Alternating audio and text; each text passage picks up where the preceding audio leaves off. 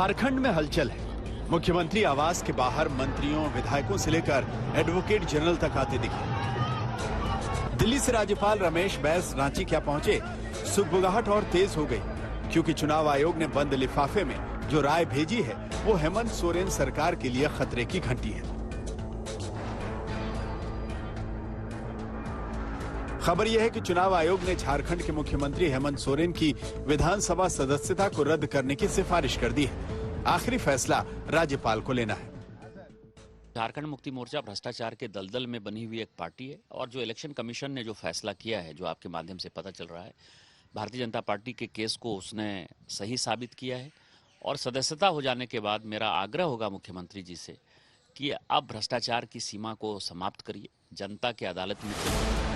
हालांकि हेमंत सोरेन के दफ्तर से बताया जा रहा है कि उन्हें अभी तक चुनाव आयोग के फैसले की कोई जानकारी नहीं है, लेकिन पता चला है कि हेमंत सोरेन को जन प्रतिनिधि कानून 1951 की धारा 9A के उल्लंघन का दोषी पाया गया है, इसलिए उनकी सदस्यता रद्द होनी चाहिए।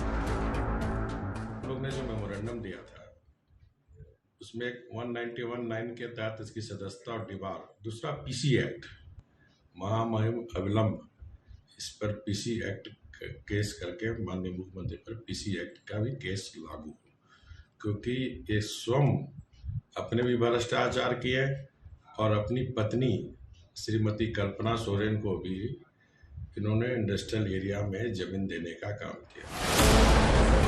हालांकि झारखंड मुक्ति मोर्चा ने आरोप लगाया है कि उनकी सरकार गिराने के लिए बीजेपी ने यह सारी साजिश रची है।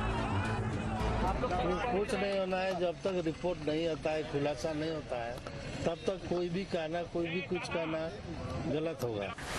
इस बीच झारखंड की सरकार में सहयोगी कांग्रेस पार्टी आरोप लगा रही है कि हेमंत सरकार के खिलाफ वो मामला बनता ही नहीं जिस आरोप में उनकी सदस्यता रद्द की जा रही है।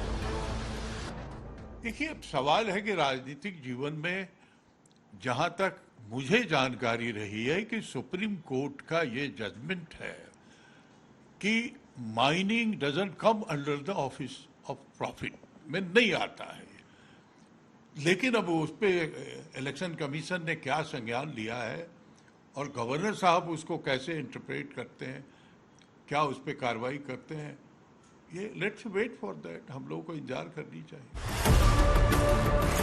हेमंत सोरेन को रांची जिले के अनगढ़ा ब्लॉक में 0.88 एकड़ जमीन का खनन पट्टा मिला था। दस्तावेजों के मुताबिक 28 मई 2021 को हेमंत सोरेन ने आवेदन दिया और 15 जून 2021 को उन्हें मंजूरी मिल गई थी। इसके बाद 9 सितंबर को पर्यावरण विभाग से मंजूरी मांगी गई, जो 22 सितंबर को मिल गई। 11 फरवरी 2022 को बीजेपी ने राज्यपाल से मिलकर शिकायत की कि ये लाभ के पद का मामला बनता है और सीएम खुद के नाम से खनन पट्टा नहीं ले सकते। इसके बाद हेमंत सोरेन ने 11 फरवरी 2021 को लीज सरेंडर करके खुद को अलग कर लिया। खनन के धंधे में हेमंत सोरेन सरकार के भ्रष्टाचार का भंडाफोड़ तब होना शुरू हुआ जब झारखंड की खनन सचिव रह चुकी पूजा सिंघल के ठिकानों पर प्रवर्तन निदेशालय ने छापेमारी शुरू की। ईडी को पूजा सिंघल के सीए सुमन कुमार के एक ही ठिकाने से 17.5 करोड़ रुपए नकद मिले थे। ये रकम इतनी ज्यादा थी कि गिनने में 14 घंटे का वक्त लग गया था। ईडी सूत्रों के हवाले से दावा किया जा रहा है कि पूजा सिंघल और उनके करीबियों के करीब 150 करोड़ रुपए के निवेश का खुलासा हुआ है और कई अहम दस्तावेज भी मिले। हालांकि ये जांच 28 करोड़ रुपए के मनरेगा घोटाले के सिलसिले में हो रही थी, लेकिन छापे में ईडी को कई अहम सुराग मिले थे।